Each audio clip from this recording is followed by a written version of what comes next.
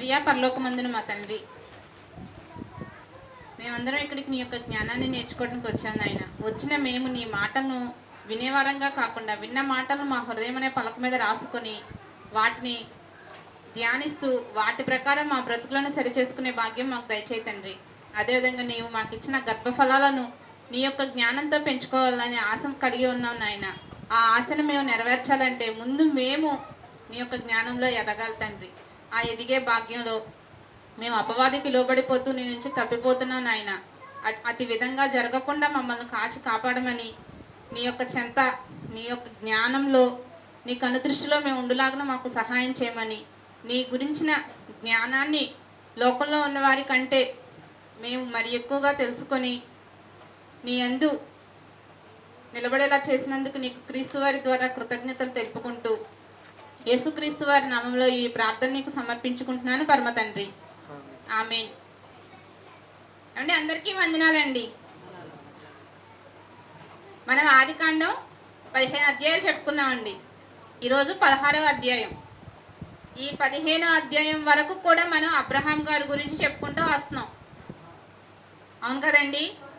అయితే అబ్రహాం గారికి 15వ ఆయన మనకు ఎక్కడ టచ్ అవుతారు? అబ్రహాం గారు ఏ అధ్యాయంలో టచ్ అవుతారండి?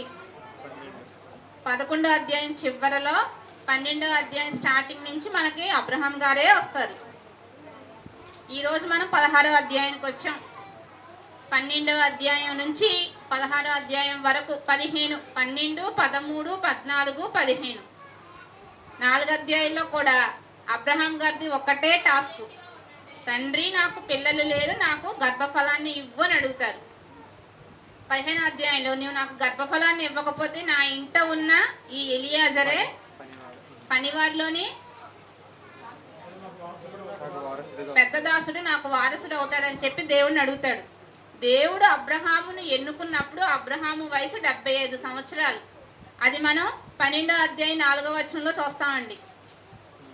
75 సంవత్సరాల వయసులో తనకు గర్భఫలం లేదని అబ్రహాము దేవుడితో మొరపెట్టుకోవడం, బాధపడటం మనం చూస్తాం.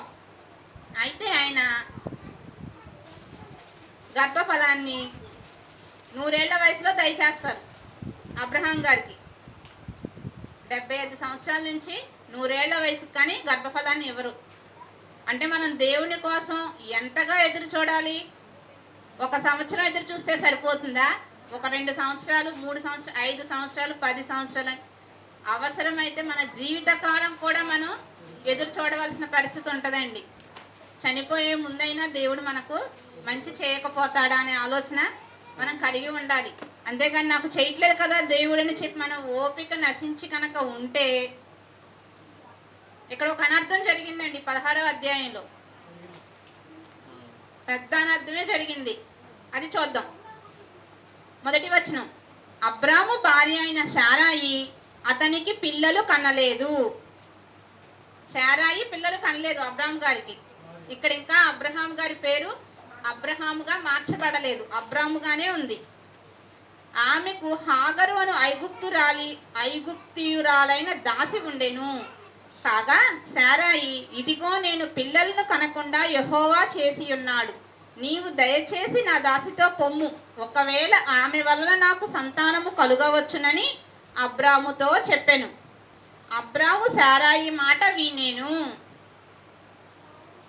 శారాయి అబ్రహాం గారికి పిల్లలను కనలేదంట.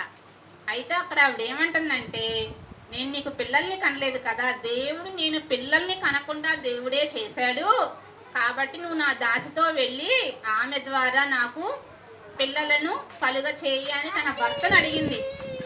ఆ మాటకు భర్త ఏం చేశాడంటే ఒప్పుకున్నాడంటండి. అక్కడ ఏం చేశాడు అబ్రాం గారు?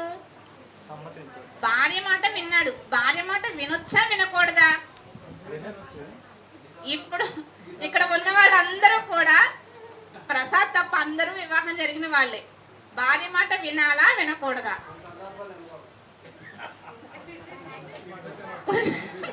కొన్ని సందర్భాల్లో వినకూడదు, కొన్ని సందర్భాల్లో వినొచ్చు.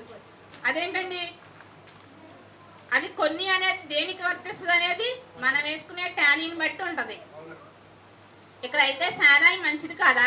దేవుడు చెప్పాడు, 15వ అధ్యాయంలో కూడా చెప్పాడు, ఎలియాజరును పిల్లలుగా చేసుకుంటానన్నప్పుడు నేను నీ గర్భవాసమందు పుట్టిన వానినే నీకు కుమారునిగా నీవు లెక్కించగలిగితే నీ చేతనైతే ఆకాశ నక్షత్రముల అంతమంది పిల్లలను నేను నీకు ఇస్తాను అని దేవుడు చెప్పారు. కానీ అబ్రహాం గారు మాత్రం దేవుని మాట వినలేదు. మొదటగా ఫస్ట్ నుంచి కూడా దేవుడు అంటే ఎవరో తెలియదు, దేవుడు ఎక్కడికో వెళ్ళమన్నాడు, వెళితే నా పరిస్థితి ఏంటి అనే పరిస్థితిలో కూడా దేవుణ్ణే అనుకున్నాడు అబ్రహాం గారు. కానీ ఇక్కడ పిల్లలు లేకపోయేసరికి అతని ప్రాణం విసిగిపోయిందండి. పిల్లలు పిల్లలు పిల్లలు పిల్లలు అని పిల్లల కోసం ఎదురు చూస్తూ, పిల్లలు కలగాలి అంటే నా భార్యతో కాదు వేరే అమ్మాయితో అయితే నాకు పిల్లలు తప్పనిసరిగా పుడతారనే ఆలోచన వచ్చి తన భార్య ఇచ్చిన దాసితో శయనించడానికి ఇష్టపడతాడు. ఆమె ద్వారా పిల్లలను కనడానికి అబ్రహాం గారు ఇష్టపడతారండి. అక్కడ దేవుని మాటను పక్కన పెట్టేశాడు. దేవుణ్ణి పక్కన పెట్టేసి భార్య మాట విన్నాడు. దేవుణ్ణి పక్కన పెట్టేసి భార్య మాట విన్నాడు. నేను ఇక్కడ ఆ భార్య దేవుడే నాకు పిల్లల్ని కలుగ చేయలేదు అని చెప్తుంది. అంటే దేవుణ్ణి ఏం చేసింది ఆవిడ? దేవుడు ఇస్తానని చెప్పాడు, ఆ మాటను నమ్మలా, దేవుణ్ణి పట్టించుకోలా, దేవుడి వల్ల కాదు అని అనుకుంది. తనలో ఉన్న ఓపిక ఓర్పు అనేది నశించిపోయింది. ఇంకెప్పటికి ఇస్తాడు, ఇచ్చేవాడైతే ఈ పాటికి ఇచ్చేసేయాలి కదా అనే ఆలోచనలో ఆవిడ ఉండి ఉండవచ్చు. ఇక్కడ శారాది ఆమె యొక్క ప్రవర్తన కానీ ఆమె మనసు కానీ లేకపోతే ఆ మనిషి కానీ తప్పు అని నేను చెప్పట్లేదు, చెడ్డగానే నేను చెప్పట్లేదు, కానీ అక్కడ సిచ్యువేషన్ వాళ్ళని అలా బంధించేసింది. నీకు పిల్లలు కావాలంటే నా వల్ల నీకు పిల్లలు రారు కాబట్టి నా దాసితో వెళ్ళు, నీకు పిల్లలు వస్తారు అని చెప్పింది. ఆ మాటకు అతను అంగీకరించేశారు అక్కడ అబ్రహాం గారు. 3వ వచనం అండి. కాబట్టి అబ్రాము కనాను దేశములో 10 ఏండ్లు కాపురం ఉన్న తరువాత అబ్రాము భార్య అయిన శారాయి తన దాసి అయిన హాగరును ఐగుప్తు రాళ్ళను తీసుకొని తన పెనిమిటి అయిన అబ్రాహమునకు భార్యగా ఉండునట్లు అతనికి ఇచ్చెను. అది చాలా క్లిష్టమైన పరిస్థితేనండి. తన భర్తకు వేరే భార్యను తీసుకొచ్చి ఇవ్వడం అంటే ఆ భార్య ఎంత బాధపడి ఉంటుందండి. అది తక్కువ విషయం కాదు, అవును కదండి. అది చాలా ఒక భార్యగా మనం ఆలోచించుకోగలం. మనం ఉండవలసిన ప్లేస్లో ఇంకొకరిని తీసుకువచ్చింది అంటే ఆ భార్య తన బిడ్డ కోసం ఎంత ఎదురు చూస్తుందో. తను బిడ్డ కోసమే చూస్తుంది కానీ దేవుని మాటను కానీ దేవుడు చేసిన నిబంధనలను కానీ తను పట్టించుకోవట్లేదు. నాకు బిడ్డ కావాలి అనే ఆలోచనలోనే ఉంది. కాబట్టి తన ప్లేస్ను వేరే వ్యక్తితో రీప్లేస్ చేయడానికి కూడా ఇష్టపడిపోయింది. దాసిని తనకంటే తక్కువ స్థితిలో ఉన్న ఆమెను తీసుకొచ్చింది, తనకంటే ఉన్నత స్థితిలో ఉన్న ఆమెను తీసుకురాలేదు, తనతో సమానంగా ఉన్న వ్యక్తిని కూడా తీసుకురాలేదండి. ఐగుప్తురాలను తీసుకొచ్చి దాసిగా ఇచ్చింది తన భర్తకు. 4వ వచనం అండి. అతడు హాగరుతో పోయినప్పుడు అది గర్భవతి ఆయను. అది తాను గర్భవతి నైతినని తెలుసుకొనినప్పుడు దాని యజమానురాలు దాని దృష్టికి నీచమైన దాయను. పని మనిషిగా ఉన్న దాన్ని ఓనర్ చేసిందండి. అసలు లోకపరంగా చెప్పాలంటే, అవును కదా, పని మనిషిని ఇంటి ఓనర్ చేసింది. అప్పుడు అది ఎలా ఉండాలి? కృతజ్ఞత కలిగి ఉండాలి. నా స్థితి ఏంటి, నాకు వచ్చిన స్థితి ఏంటి, దీనివల్ల నేను పొందిన ప్రతిఫలం ఏంటి అనే ఒక కృతజ్ఞతా భావం కలిగి ఉండాలి. కానీ హాగరు తన యజమానురాలిని చిన్న చూపు చూడడం మొదలుపెట్టింది. నీ వల్ల కాలేదు, నా వల్ల అయ్యింది అన్నట్టుగా ఉంది అక్కడ పరిస్థితి. అంతే కదండి. అలా చేసింది హాగరు శారాయిని. నీ వల్ల కాని పని నా వల్ల అయింది కాబట్టి నీవు నా దృష్టికి, ఇక్కడ అదే రాయించారు, నీచమైన దాయను. హాగరుకు శారాయి నీచమైనది అయిపోయింది. నీచమైనది అంటే పనికిరాని దానిగా ఉంది. శారాయి వల్లే హాగరు అక్కడ ఉంది. ఆ మాట మర్చిపోయి ఇక్కడ ఏం చేస్తుంది? తనను గొప్పగా చేసుకుంటుంది హాగరు. అయితే శారాయి హాగర్నే ఎందుకు ఎంచుకొని ఉండొచ్చు? పని వాళ్ళంటే ఒక్కళ్ళే ఉండరు కదండి. మనం ఏదైనా మన ఇంట్లో, ఇప్పుడు ప్రసాద్ మా ఇంటికి వస్తాడు, ఇంట్లో స్వతంత్రంగా తిరగలడు. ఎందుకని? అతని మీద నమ్మకం. ప్రసాద్ లాగా మా దగ్గర చూసి చదివిన ప్రతి ఒక్కరిని మేము ఇంట్లోకి అలా తిప్పుకోగలమా? ఎందుకని? నమ్మకం. అలానే అక్కడ హాగరు ఆ శారాయికి ఎలా ఉంది? తన ఇంటి యజమానునితో సమానమైన పొజిషన్ ఇచ్చింది అంటే తన మీద ఎంత నమ్మకం ఉందో, ఎంతో నమ్మకంతో తనని ఎంచుకుంది అక్కడ శారాయి హాగరును. ఇంట్లో తన మనిషిగా, తన తర్వాత తన స్థానాన్ని ఇచ్చే మనిషిగా హాగరు పొందింది తన దగ్గర. అంత నమ్మకాన్ని పొందుకున్న హాగరు శారాయిని తక్కువ చేసి చూడడం మొదలుపెట్టిందండి. అది దానికి మంచిది కాదు, అదేవిధంగా శారాకు కూడా మంచిది కాదండి.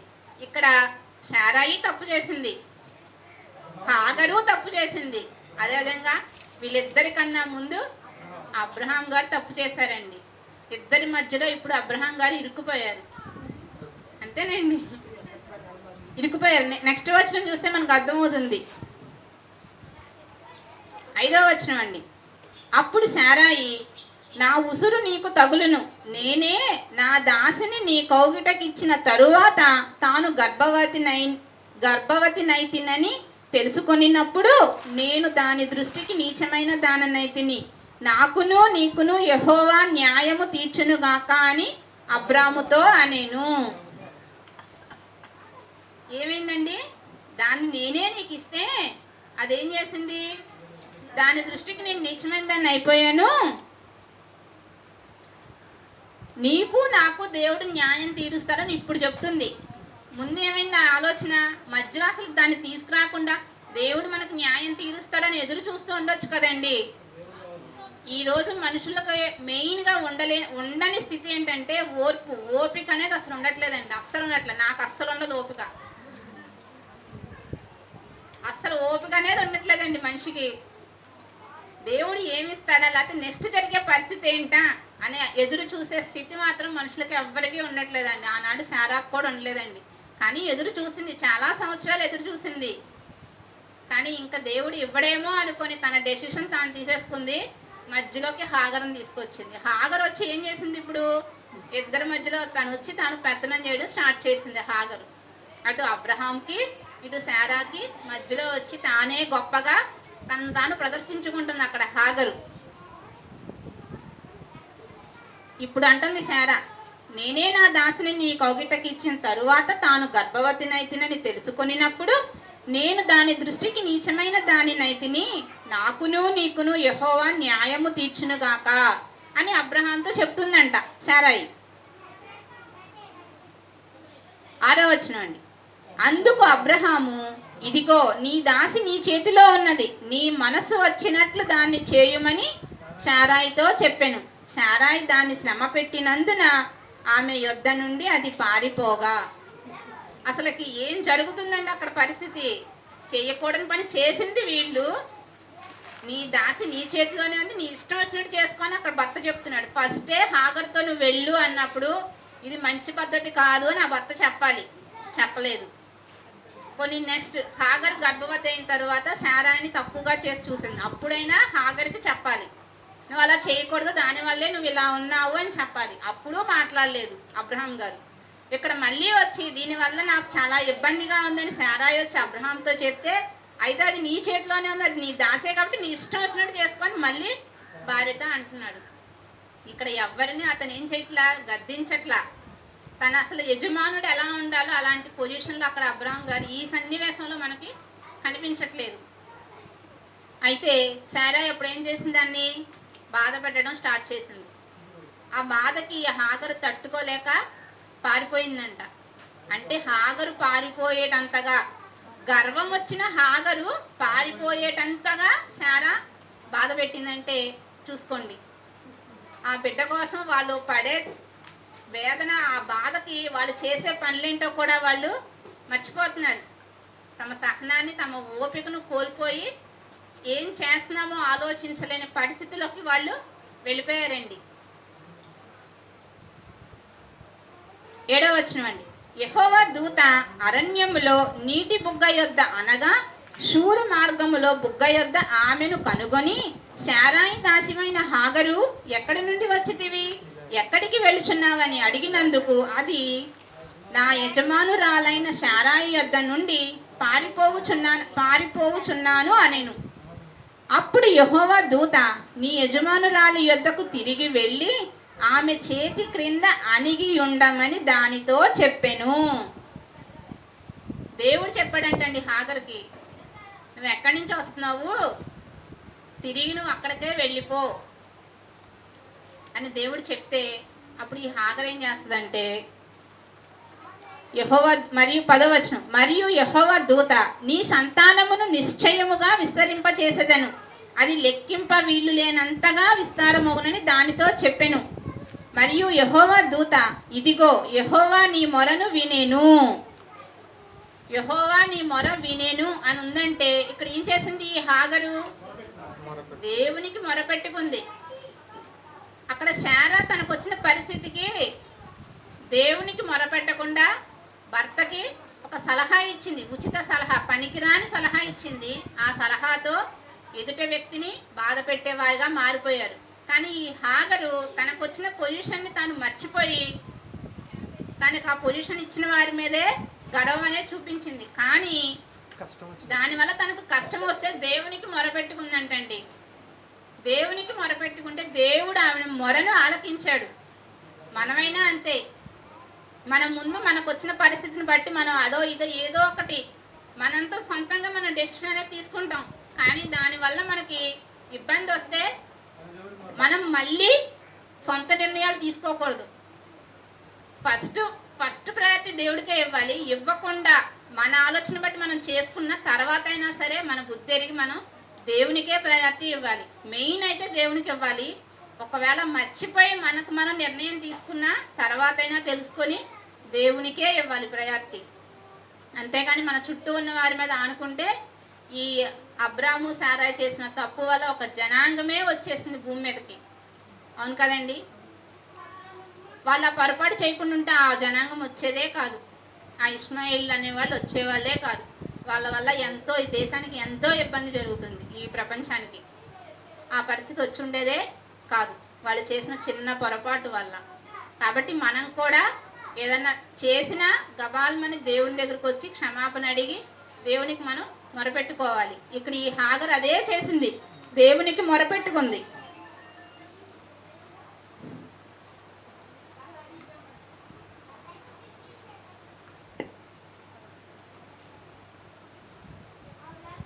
పదకొండవ వచనం, మరియు యెహోవా దూత ఇదిగో యెహోవా నీ మొరను వినెను, నీవు గర్భవతి అయి ఉన్నావు, నీవు కుమారుని కని అతనికి ఇష్మాయేలు అను పేరు పెట్టుదువు.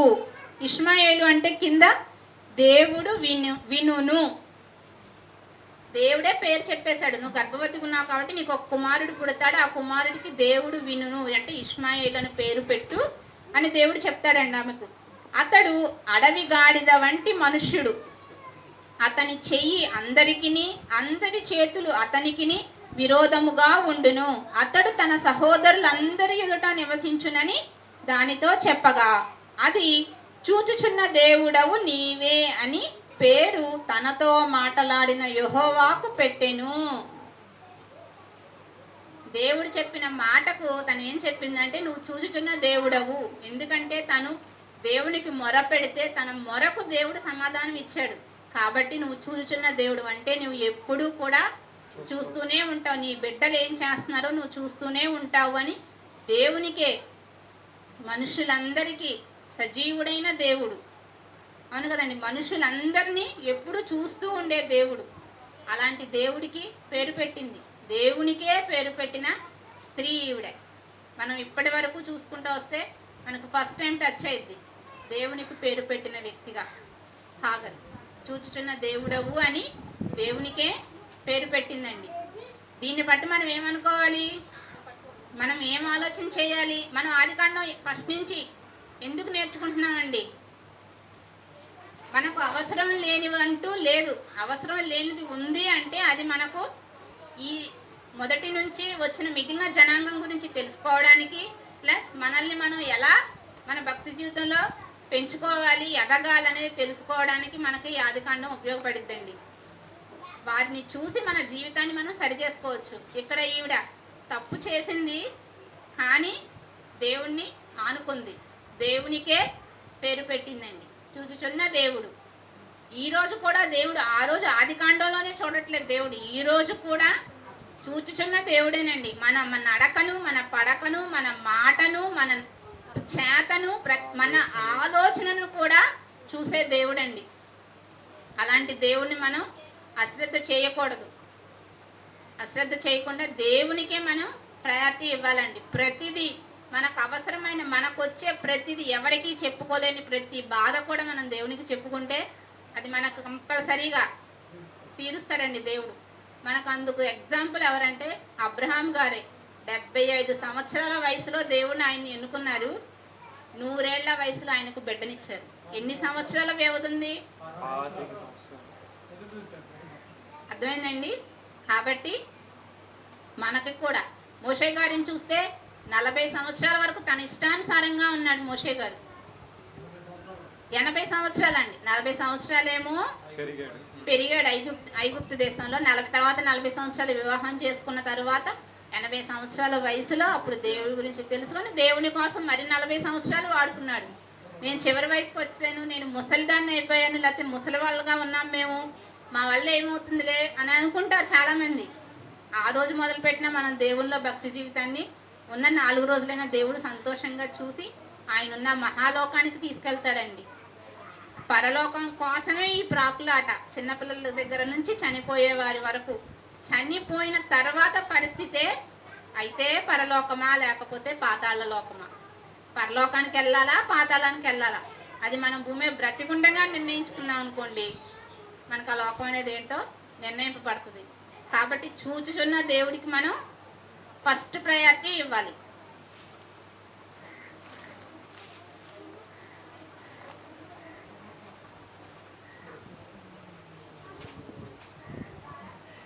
చూచుచున్న దేవుడవు నీవే అను పేరు తనతో మాటలాడిన యెహోవాకు పెట్టెను.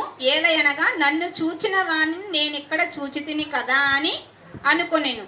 అందుచేత ఆ నీటి బుగ్గకు బేర్ లహాయి రొయ్యి అను పేరు పెట్టెను. చూచుచున్న దేవుడు అని అక్కడున్న ప్రదేశానికి పేరు పెట్టిందండి.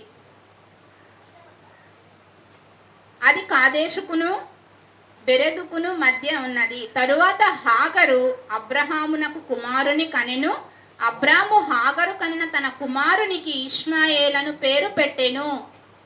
దేవుడు అరణ్యంలో ఆమెతో మాట్లాడాడు. నీ కుమారునికి ఇష్మాయేలను పేరు పెట్టని చెప్పాడు. తిరిగి నువ్వు ఎక్కడి నుంచి వచ్చావో అక్కడికి వెళ్ళిపోని హాగర్తో చెప్పారు. నీ యజమానురాలి చేతి కింద నువ్వు దాసిగానే అణిగిమణిగి ఉండమని చెప్పి పంపించాడు దేవుడు. హాగరు వెళ్ళి తన మునుపటి స్థితిలో ఏ విధంగా అయితే ఉండేదో దాసిగా, అలానే తన యజమానురాల మీద పెత్తనం చేయకుండా దేవుడు చెప్పినట్టుగా మాటకు లోబడి అణిగే ఉంది. ఇక్కడ అబ్రహాం గారు ఈవిడ కుమారుని కన్న తర్వాత ఇష్మాయేలు అని పేరు పెట్టారు. అంటే దేవుడు ఈ విధంగా మాట్లాడాడని, ఈమెకు దేవుడు ఒక వర్తమానం చెప్పారని అబ్రహాం గారు అక్కడ నమ్మారు కాబట్టే ఇష్మాయేల్ అనే పేరు పెట్టారు. లేకపోతే శారా కలుగు చేసుకొని ఇది నా వల్ల నీకు వచ్చిన బిడ్డ నేనే పేరు పెడతానని ఆవిడ అనొచ్చు. కానీ తను చేసిన తప్పు తెలుసుకుంది. ఈ వెళ్ళిపోయిన హాగరు తిరిగి వచ్చింది, నా కింద నా చెప్పు చేతల్లో ఉంది అంటే దేవునికి లోబడింది, అంటే దేవుడు ఇదంతా గమనిస్తున్నాడనే ఒక భయం అనేది వాళ్ళలో వచ్చిందండి. అబ్రహాం గారికి శారాకి రావడం వల్లే హాగరు మాట విని హాగరుకు పుట్టిన బిడ్డకు ఇష్మాయిల్ అని పేరు పెట్టడం అనేది జరిగిందండి. హాగరు అబ్రామునకు ఇష్మాయేల్ను కనినప్పుడు అబ్రాము 86 ఏండ్ల వాడు. ఎన్ని సంవత్సరాలండి? 86 సంవత్సరాలు. 75 ఏళ్ల వయసులో దేవుడు అతన్ని ఎన్నుకుంటే 86 సంవత్సరాలు, సుమారుగా 11 సంవత్సరాలు వాళ్ళు ఓపిక కలిగి ఉన్నారు. 10 సంవత్సరాలు ఓపిక కలిగి ఉన్నారు గట్టిగా. తర్వాత ఏం చేశారు? ఇంకా దేవుడు మమ్మల్ని మర్చిపోయాడేమో, దేవుడు మాకు బిడ్డను ఇవ్వరేమో అని వాళ్ళ యొక్క సొంత ఆలోచనతో ఈ హాగర్ను తీసుకురావడం, ఇష్మాయిల్ని భూమి మీదకి తీసుకురావడం అనేది జరిగిందండి. ఒక పొరపాటు జరిగింది. ఆ పొరపాటుని దేవుడు ఏం చేశాడు? ఆ పొరపాటు వల్ల ముగ్గురు అన్యాయం అయిపోయారు. హాగరు, శారాయి, అబ్రాము ముగ్గురు కొంచెం మధ్యలో చూస్తే కొంచెం ఇబ్బంది పడ్డారు.